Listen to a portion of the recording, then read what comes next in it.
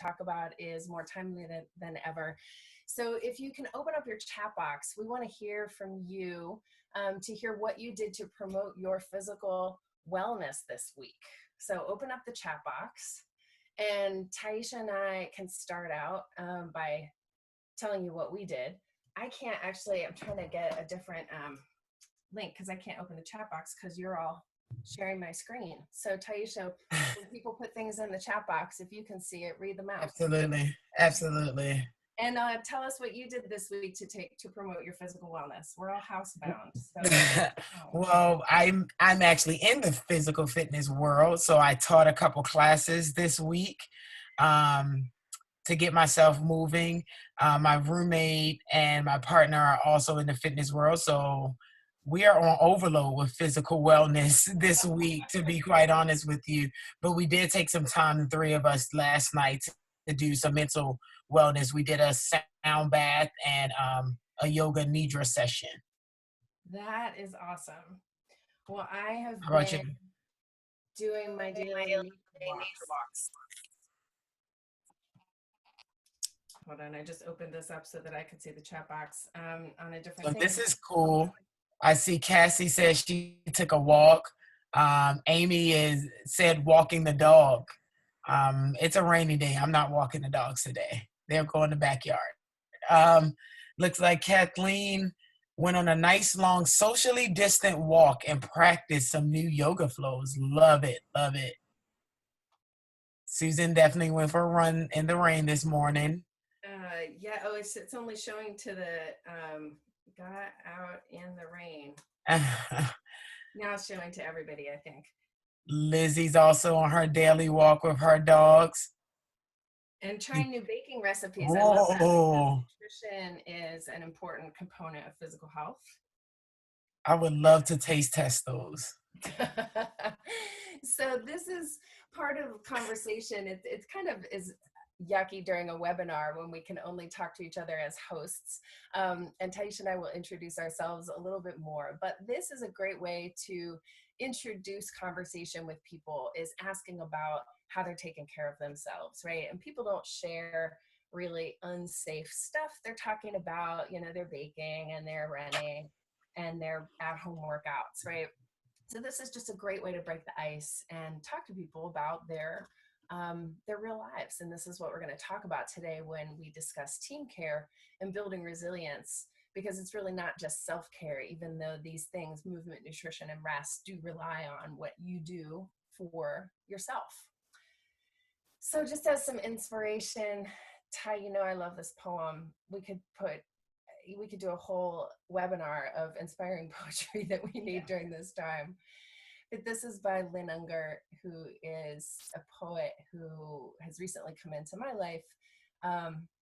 And this poem speaks to the need for us to breathe. So just take a deep breath now, wherever you are.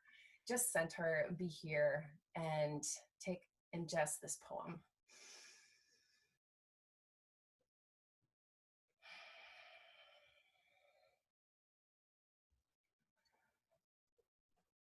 So we're going to need a lot of air.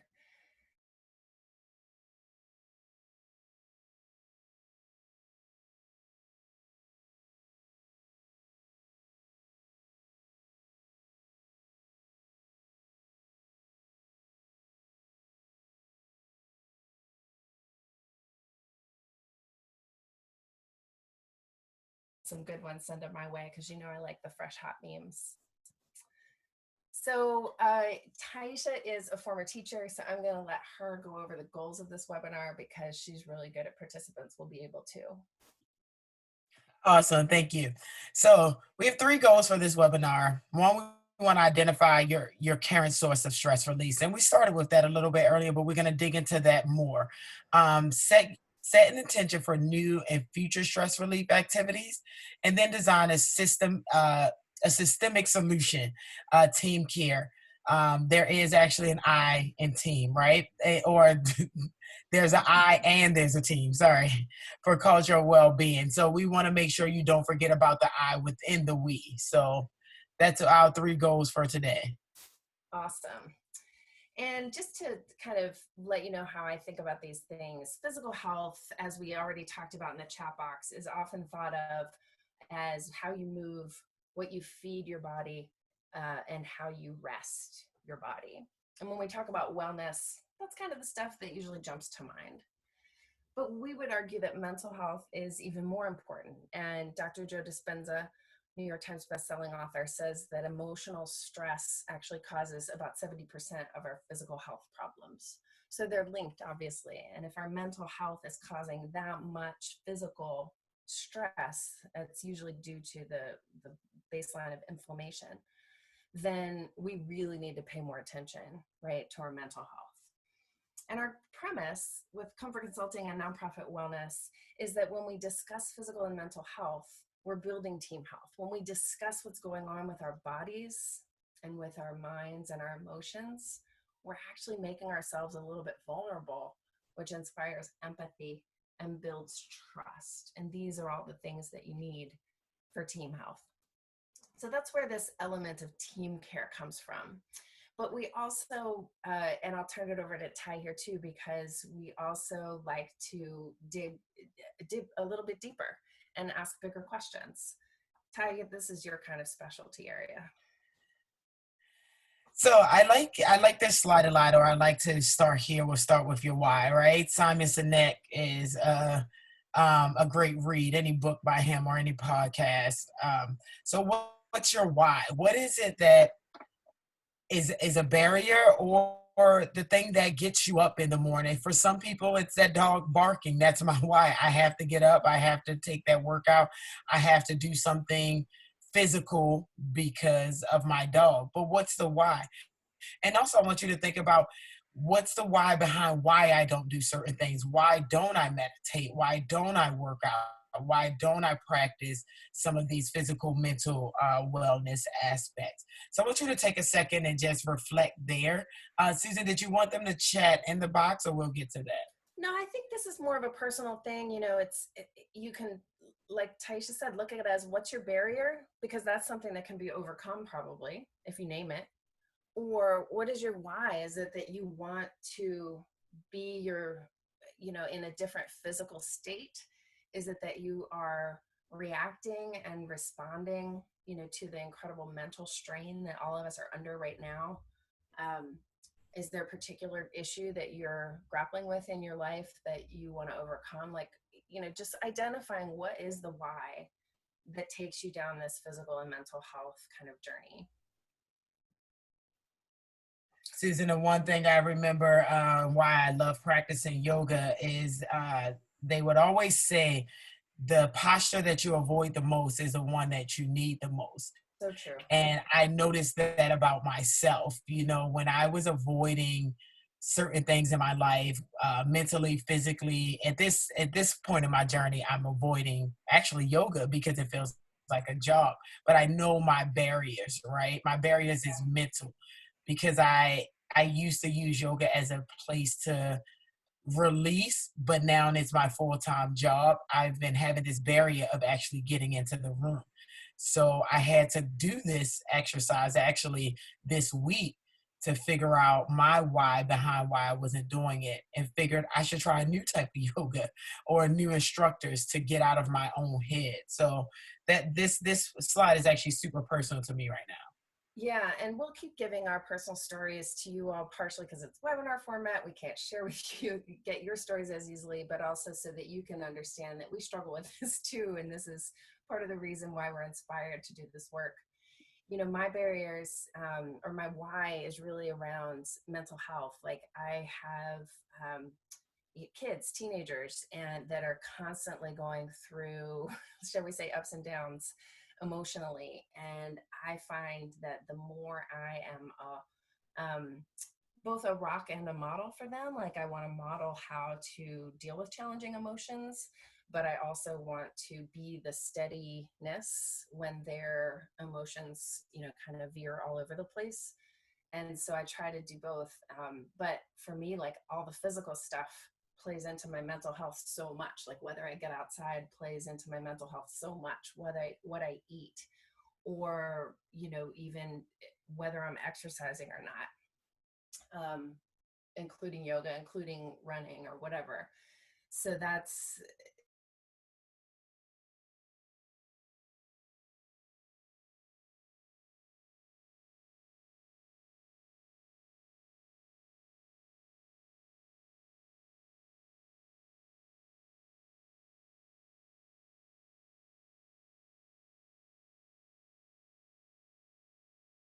the late poet and author wrote in 1988, caring for myself is not self-indulgence, it is self-preservation, and that is an act of political warfare. And that's a great there's sentiment for self-care. Adrienne Marie Brown, a more modern writer, wrote a few years ago kind of an update that brings in the team care aspect. We need to learn how to practice love such that care for ourselves and others is understood as political resistance and cultivating resilience. And so this word resilience is really important right now. It has been for a while. It is the grit and the determination and the ability to bounce back and pivot in circumstances that are challenging.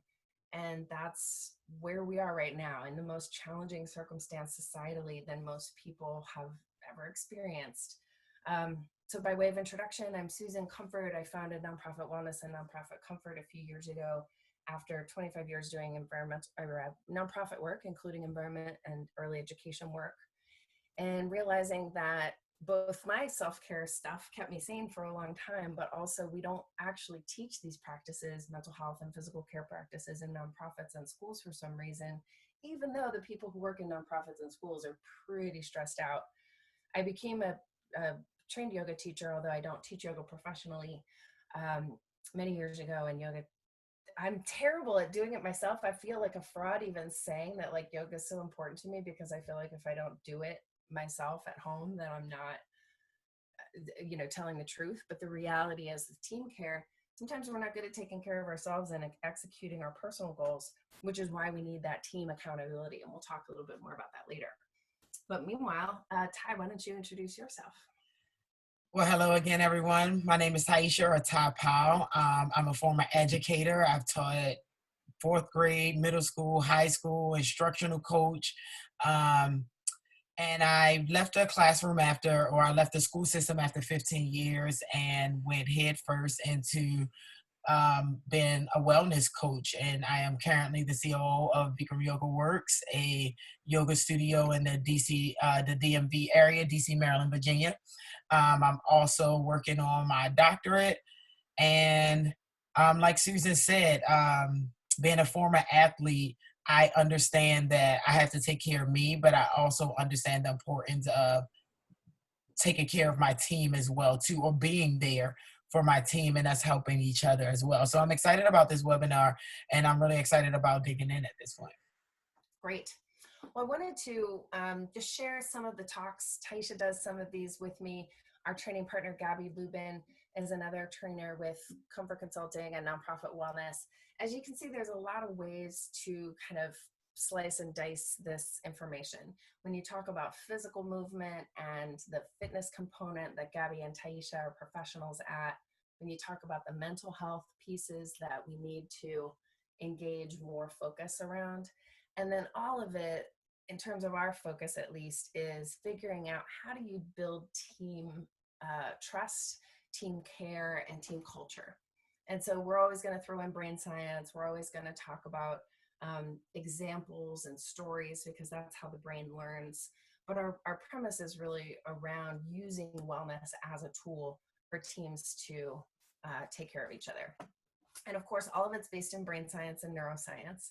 And so I wanted to share just a quick nervous system overview, because that's what it's all related to, is we want to be in this safe and social zone of our nervous system as much as possible. And they call it the top of the polyvagal ladder, because this is your parasympathetic mode, the ventral parasympathetic mode of your nervous system. We unfortunately get stuck in fight or flight mode, which is a stress mode of the nervous system. It's automatic. We can't really control it when it comes, but we can control calming ourselves down or getting ourselves back into that safe and social mode. And so it's really calming that fight or flight. I say calm the FF down, calming that fight or flight is the key to our wellness, because cortisol, which is a stress hormone that's released when we go into fight or flight mode, if it stays elevated in our bodies, then we have those health problems we're talking about. If we know how to get ourselves back to that green, safe, and social space, we're going to be healthier in the long term. And then in extreme modes, freeze, or the dorsal parasympathetic nervous system engages. And that's when you literally freeze physically, like a possum does, or you emotionally freeze. You might be depressed or be numb, and no learning can occur there, no planning. That's an emergency, sort of life-threatening zone. Most of us stay in that green or yellow zone most of the time. So that's a quick nervous system overview.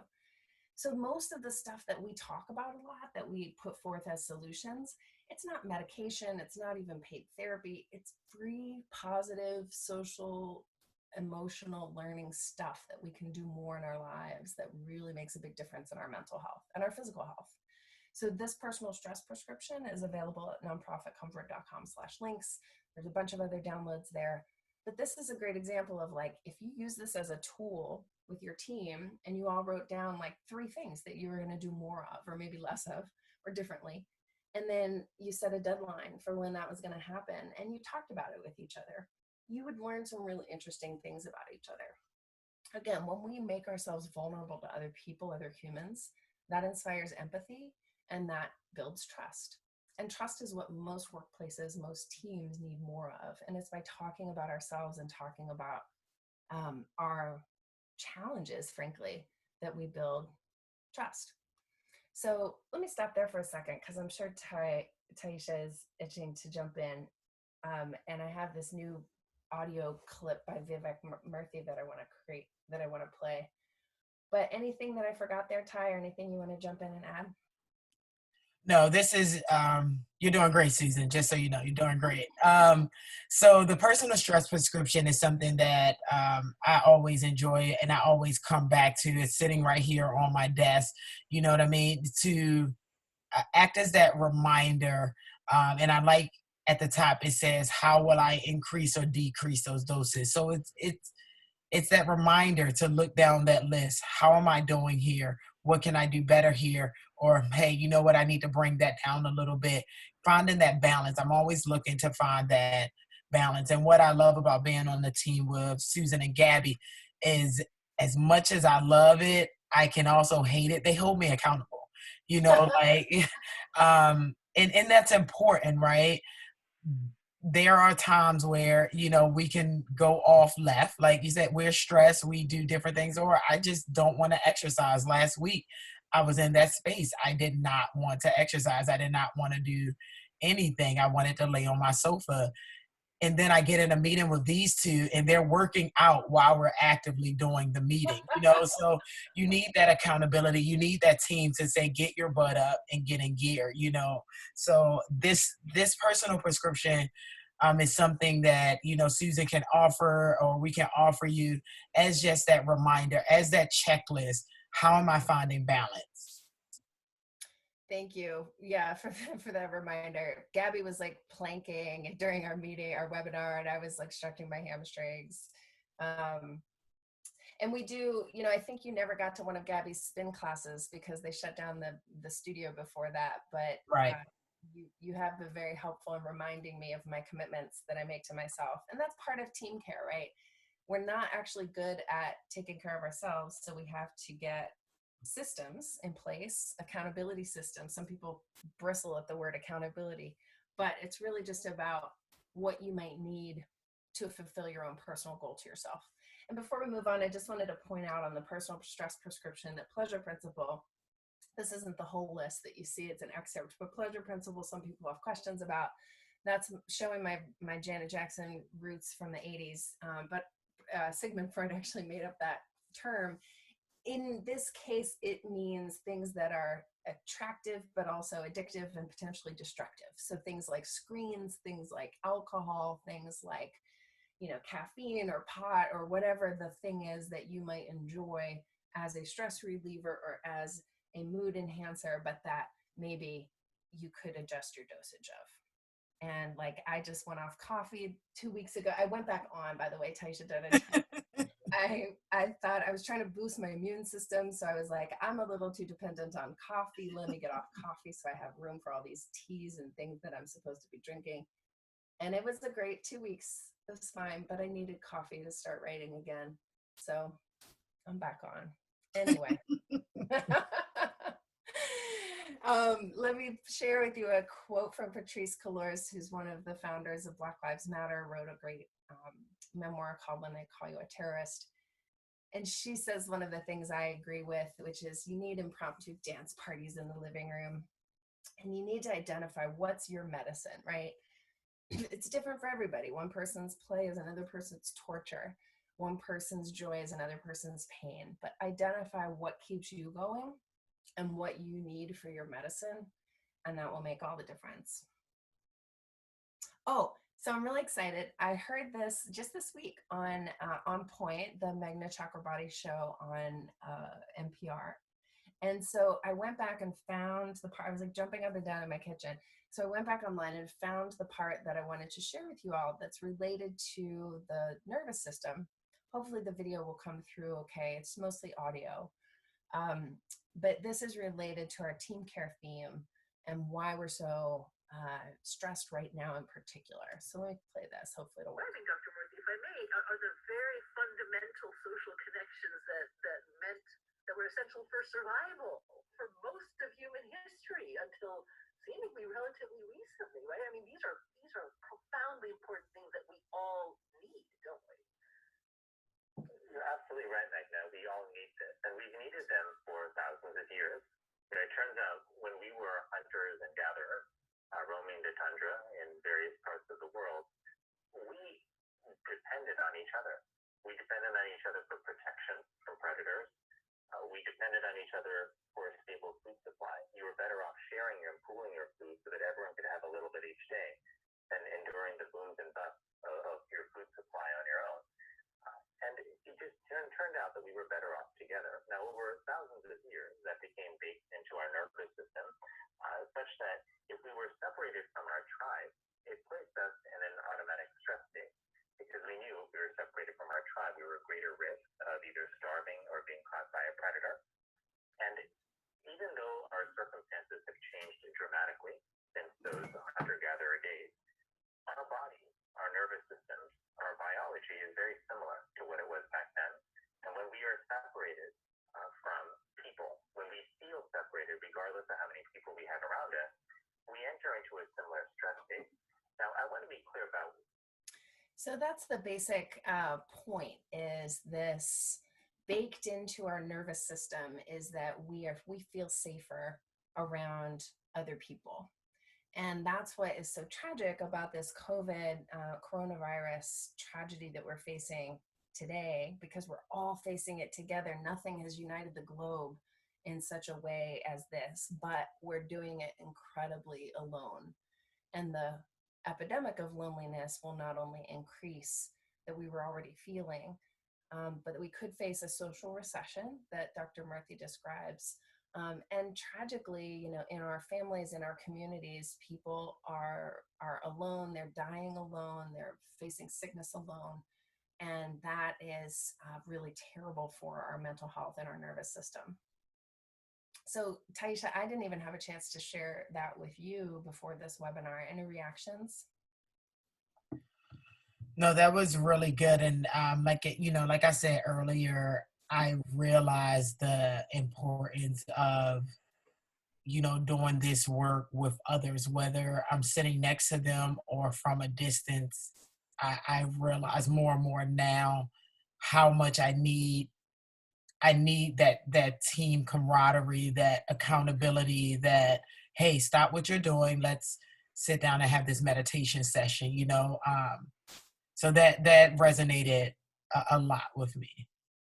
Yeah, and the other ways that I'll just drive home how dangerous this new world is that we are building for ourselves, and why we have to proactively create these team care strategies, is that the more loneliness, fear, and uncertainty we experience, which is like everything right now, the more stress our body experiences. That cortisol goes up, our fight or flight engages, we're uncertain of the outcome. The more stress, the more inflammation. That emotional reaction has a physical reaction. The more inflammation, the more health problems. This is just, science. It's not, I didn't come up with it. And then the more health problems, obviously that's disease. It's our body being out of balance. We are definitely going to be we're going to have a lack of productivity. We're definitely going to have turnover in our job. Like, I can't get fired as a mom, but there's going to be turnover in jobs, willingly or not, because people are in the wrong industry, restaurants, fitness, etc., or because they just can't take their job anymore and the stress of their jobs, like some in the medical industry right now. So we're basically creating a society-wide VUCA, which affects schools and nonprofits even more because we have a lot of stress anyway and we're more set up to absorb it. VUCA is this volatile, it's an acronym that the military uses to plan. It stands for volatile, which is what we're experiencing now. Changes are happening daily, hourly, and these are unprecedented changes. They've never been experienced before. Uncertainty is the U. So no one knows what's going to happen. That uncertainty that creates stress. It's there for healthcare. It's there for climate change. It's there for politics. C stands for complex. So literally nothing could be more complex than the restructuring our economy is going through right now. Every part affects some other part. And then the A of VUCA is ambiguous. So there are a lot of possible outcomes and we don't know what we're facing. We don't know how kids are going to fare. We don't know what it means for society. We don't know where the money is going to come down. We literally just finished up a $2 trillion package in the Senate and House and White House negotiations at 3 a.m. We don't know what's going to happen with education. And the teachers that we work with, that's of importance to them. So VUCA is what the military used to plan for. It's now what we all have to plan for. And then just in case these problems weren't bad enough, teachers were already stressed to the max nationally. There's a Robert Wood Johnson Foundation report that indicates all of the main reasons or 4 buckets of why they're so stressed. And why their health is compromised as a result. In DC, we have twice the teacher and principal turnover rate than we do nationally. We don't actually know what's going to happen in the post-COVID world, but we know that schools and nonprofits could face shortages of workers, businesses as well, but the whole sort of business world is upending. We really don't know what's going to happen with schools and nonprofits. Are more kids going to be homeschooled? We don't know. Are teachers going to get sick? We don't know. Fitness studios are restructuring now. Taisha knows this intimately. And at work, there's a $7 billion sort of corporate wellness industry where wellness is supported in the workplace. But right now we don't have workplaces. The corporate sector is completely in upheaval. And therefore the fitness industry and the wellness industry is also in upheaval. And then nonprofits and schools are pretty much like they always have been on their own. So Taisha and Gabby and I are focusing on nonprofits and schools because that's our place of people that we love and doing the work that we want to push in society. It's also the people and the organizations that are kind of the least prepared to do mental and physical health education on their own because there's no budget for it generally. So those are a lot of problems. And when we talk about why team care, it's sort of grounded in like this big problem that we're facing. Before we talk about the team care piece though, Taisha, did I forget any problems? No, but I just want to bring this, back to a more positive light, what this new world order, so to speak, as you call it, has also, I think, taught us all, in which we discussed, briefly the other day, is even though our routines are changing, our approach should not change. So we're changing our routines, like I get up a lot later now, which is awesome, but my routine has changed. Yes, I may be sitting here at my desk here, but my approach has not changed. And our approach to this work has not changed. Where we enter each and every one of these webinars, we enter into our work, our activity every single time with a want and a need to do it at the best of our ability. And so even though all of these things are going on, it's also our reminder to take that step back, restructure that routine, but guess what? I'm going to continue to approach it to the best of my ability and attack it head on. So it's a reminder. I look at it as an opportunity to reset, rehabilitate, whatever you want to call it, and to restart ourselves in a different way, or to restart old habits that were good for me that I may have gone away from, and to come back stronger. Yeah, and that's a good point because we can reset habits. And I think the next 10 slides that we'll take you through are more like examples of the curriculum that Taisha and I go over in webinars or trainings. And you can reset, and it does take a little bit of a different view now necessarily, but we're always resetting anyway. In fact, that's part of our habit change kind of curriculum. But when Taisha asked me to like kind of tie it together, I realized that the team care rationale is that when our brains and nervous systems are just wired this way, like we were just talking about,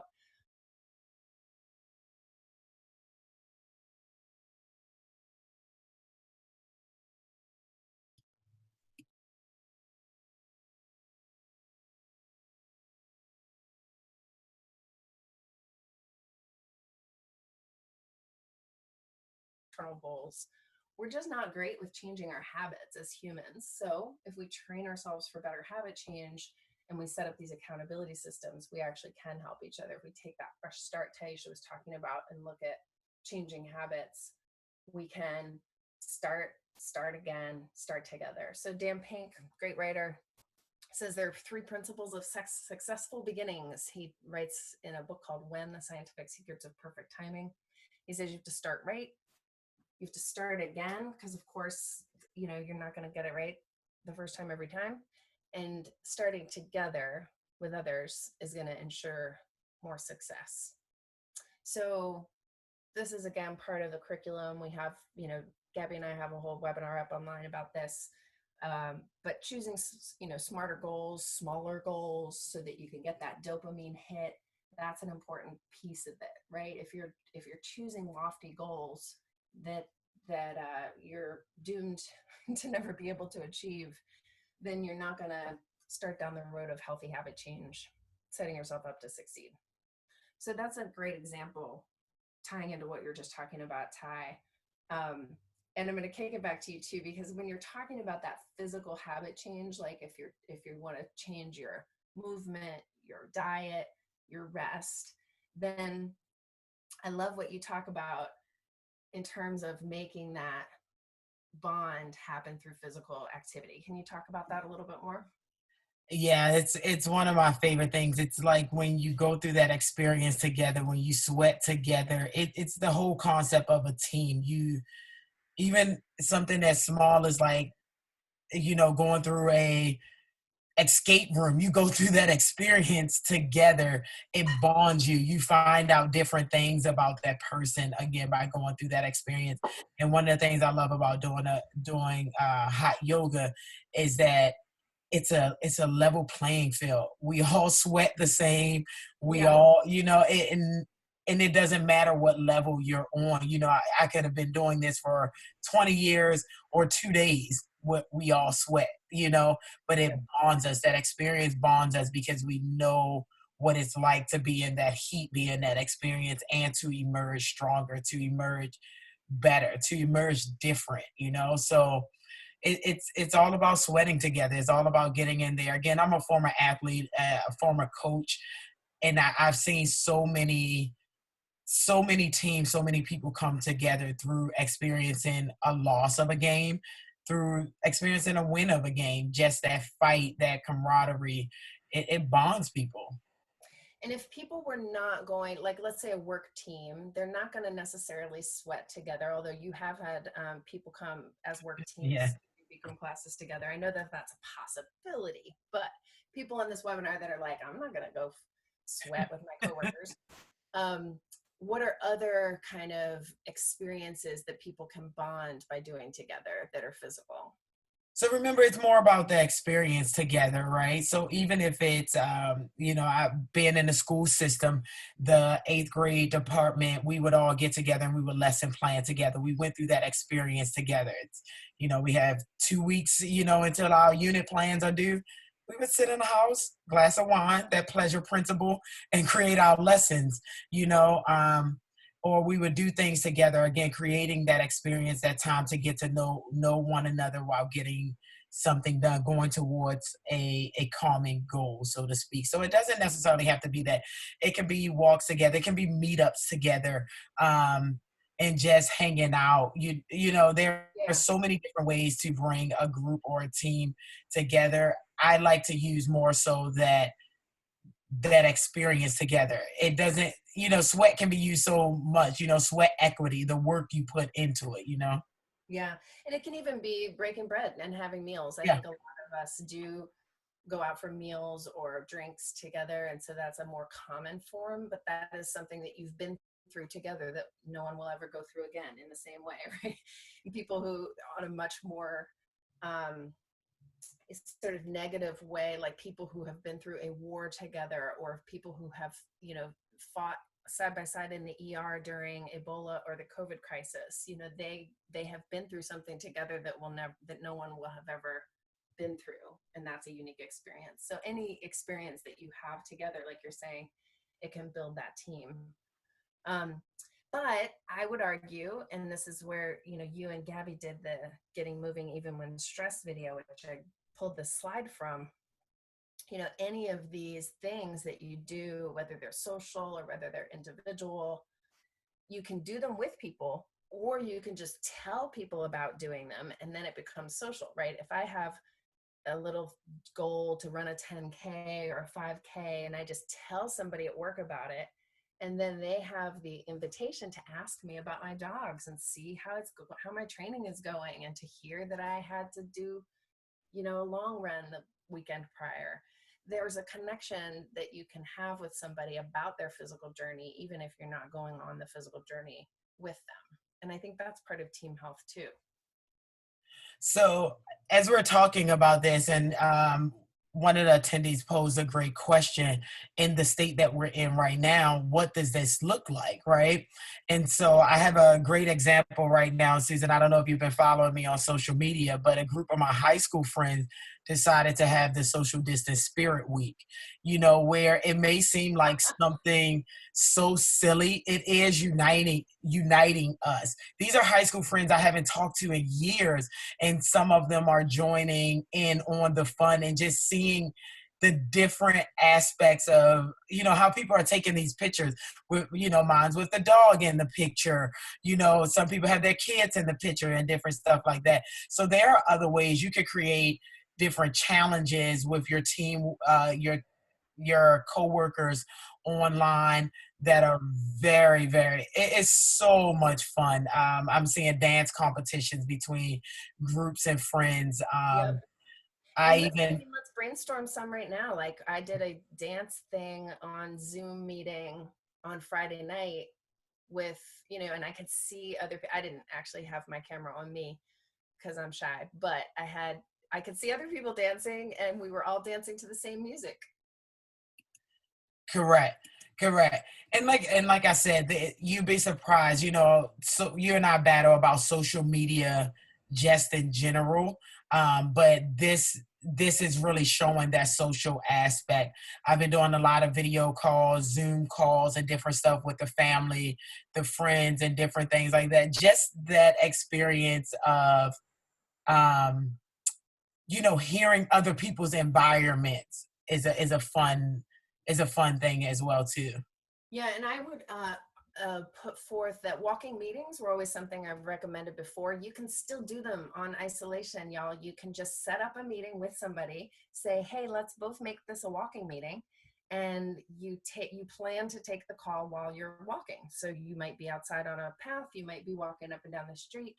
and they are too. And so you are both maybe a little bit out of breath sometimes or whatever, but you're holding each other accountable by setting up a walking meeting when you're walking separately.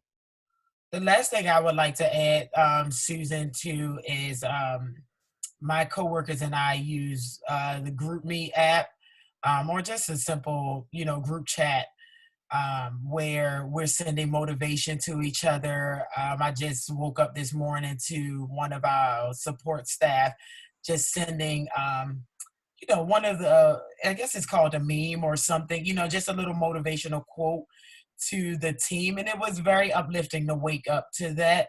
So that's another way of, again, we're going through this experience together, but how do we keep each other lifted during that time?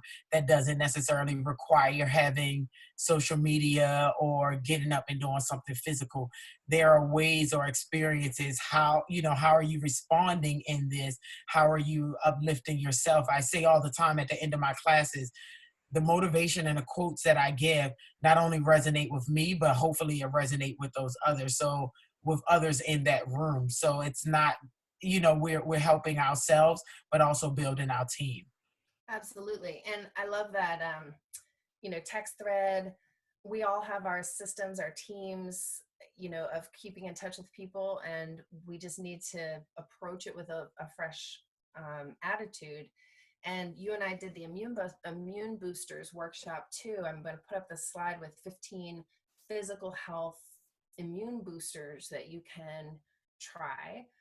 This is also a way you can build team because, for example, let's say everybody on your team, your work team, looked at this list and said, and as a team builder or an icebreaker, you said, okay, everybody's going to pick one thing that they're going to do to boost their immune system this week. And then at next week's lesson, you report back and say, how did that thing go? And people say, oh my gosh, I tried yoga nidra, or I didn't know what lymphatic massage was, but I tried it and it was weird.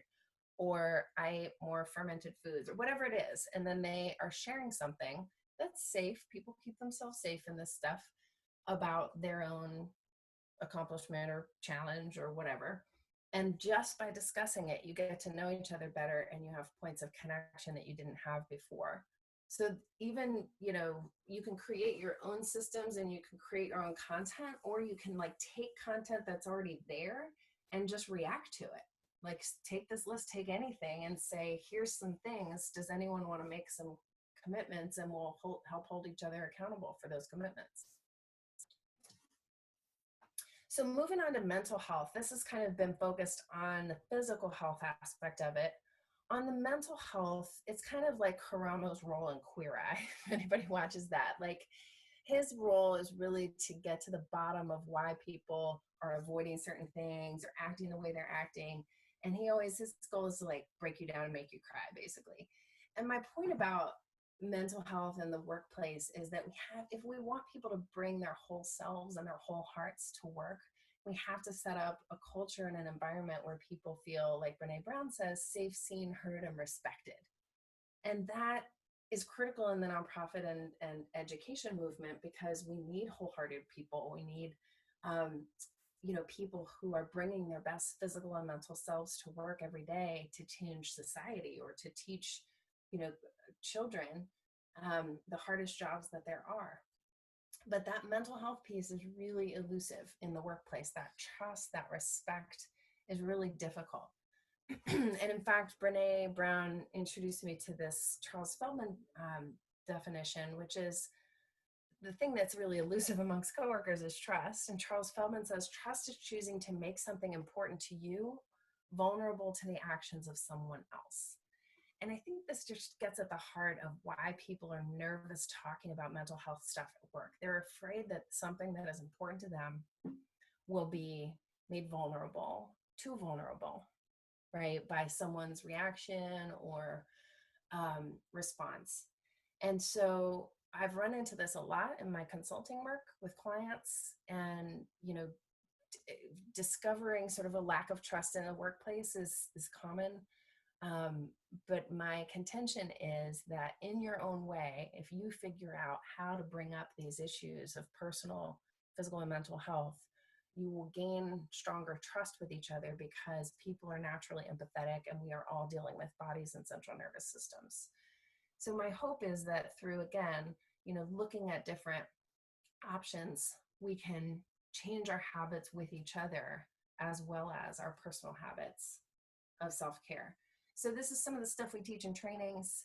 Is the cycles of habit change. I'll whip through a few more slides to give you kind of a sneak preview of some other webinars that you could watch or trainings or talks that we could do. Again, we like doing them in meeting mode. Taisha, I think you experienced the magic of Zoom breakout rooms recently. You can't do it in webinar mode, but if you haven't experienced breakout rooms, that's a great way for people to have discussions around their cycles of habit change, which again, the point of this is just to show it's okay to relapse. You start over again. We already talked about the personal stress prescription. That can be a discussion tool. That can be an accountability tool. Oh, you said you're going to do such and such by Friday. Did that happen? And then one of the things we talk about a lot, because it comes up for mental health, but also physical health, is mindfulness. And it's just non-judgmental awareness of the present moment. And the reason that it takes such precedence now is there's a lot of research on its effects. And not only do we find that it's really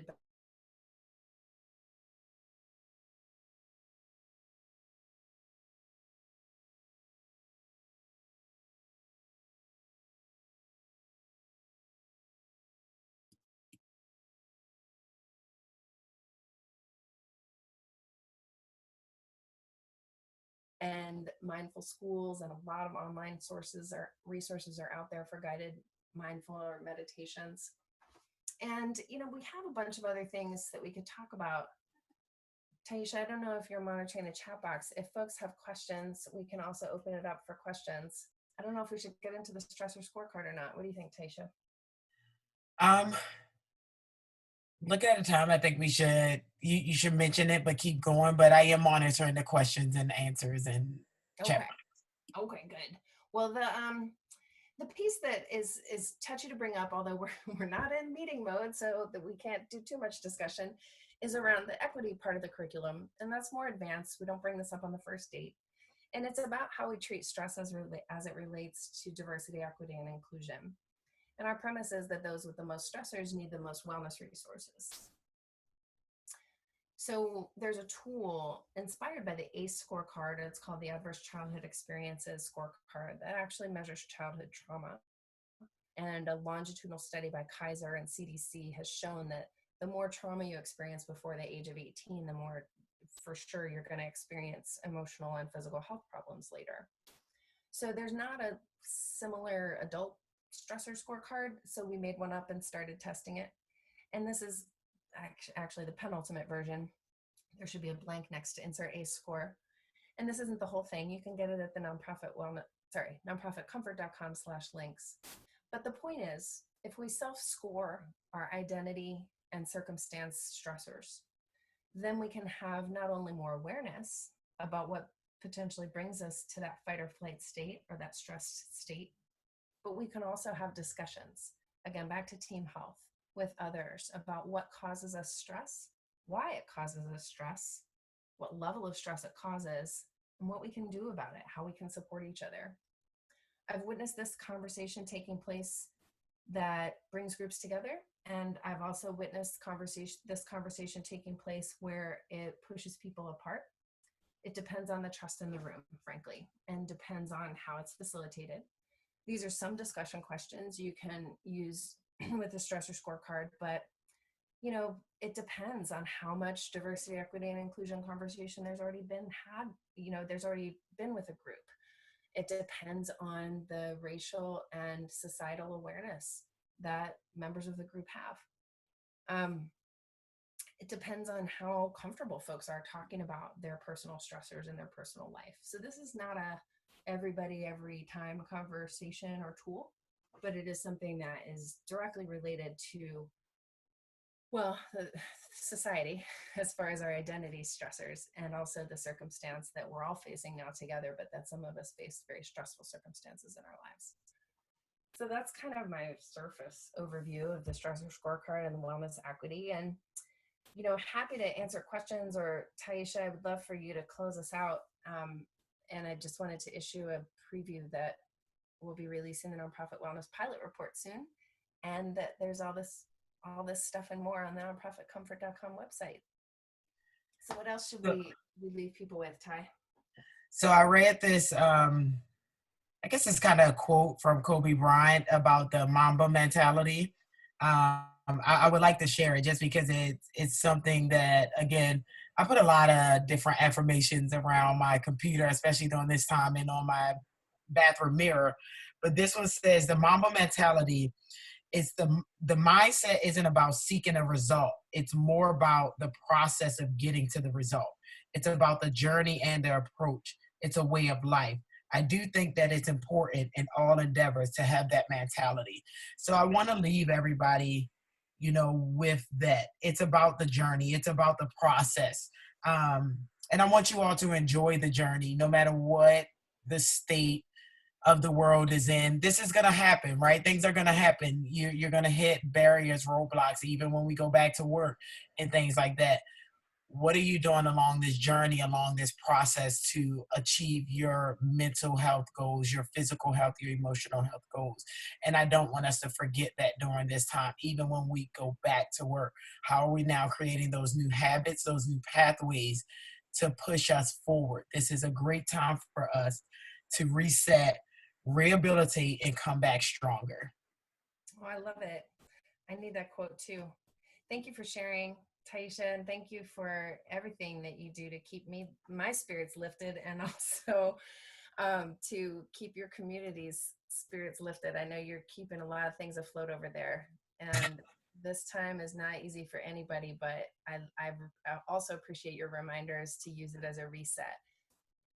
Yes, thank you. And thank you, Susan, for all you're doing and keeping me focused. Jeez.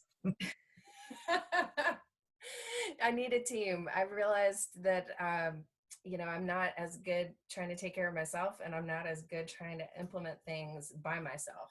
So that's one of the things that Gretchen Rubin's book, The Four Tendencies, has taught me, is that it's okay to admit that you need other people to get things done. So I'm ready to admit that. Yay. But Anya, I think we're closing up, getting close to 1 o'clock, and I don't want to go over time. But folks can reach out to us, connect with us on Instagram at Nonprofit Wellness, or reach out through our websites.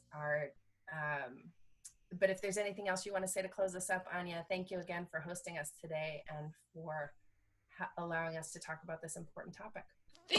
Excuse me. Thank you so much. Very helpful for me as well. I guess I need to get out and exercise. And thanks everyone for joining. I'll be following up with an email, and I'm sure Susan and Ty will as well, to make sure that you have all the information and resources, and actually also the recording, so that you can choose to share with others and spread this wonderful information. So thank you, keep safe, and we'll be in touch. Appreciate it. Thank you, ladies, very much for doing this amazing webinar.